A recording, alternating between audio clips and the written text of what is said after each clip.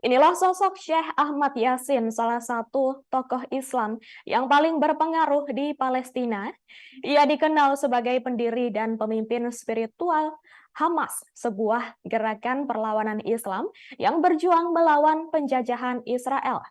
Adapun Syekh Yasin ini lahir di desa Al-Jaurah, pinggiran Al-Mijdal, selatan jalur Gaza pada tahun 1937. Semasa remaja, ia mengalami kelumpuhan dan buta karena glukoma. Sempat mengenyam pendidikan di Universitas Al-Azhar di Kairo, Mesir, ia tidak dapat menyelesaikannya karena alasan kesehatan.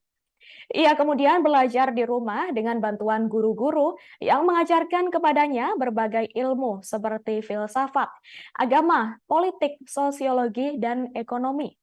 Adapun pada tahun 1973, ia bersama dengan beberapa aktivis lainnya mendirikan Mujamah Al-Islamiyah atau Asosiasi Islam, sebuah organisasi yang bergerak dalam bidang dakwah dan politik dengan tujuan untuk menegakkan syariah Islam dan membebaskan Palestina dari penjajahan Israel. Hingga kemudian di tahun 1984, ia ditangkap oleh Israel karena dituduh terlibat dalam serangan terhadap tentara Israel dan dihukum 13 tahun penjara. Di situ ia bertemu dengan para tahanan politik lainnya yang berasal dari berbagai faksi perlawanan Palestina.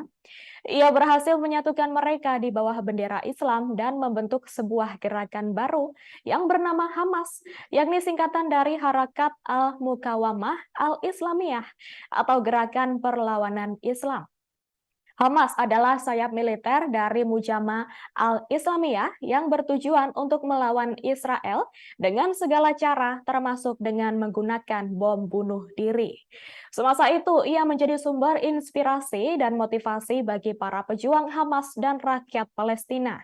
Hingga kemudian pada tahun 2000, ia mendukung Intifadah Al-Aqsa, sebuah pemberontakan rakyat Palestina yang dipicu oleh kunjungan Ariel Sharon, pemimpin Likud, ke Masjid Al-Aqsa. Adapun pada tahun 2003, ia menjadi target utama dari operasi Israel yang bernama Target Killing, sebuah strategi untuk membunuh para pemimpin Hamas dan kelompok perlawanan lainnya.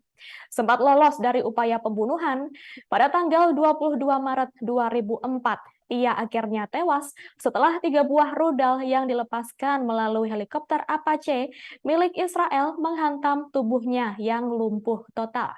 Saat itu ia baru saja selesai menunaikan salat subuh berjamaah di Masjid Al-Mujamah Al-Islami di kota Gaza.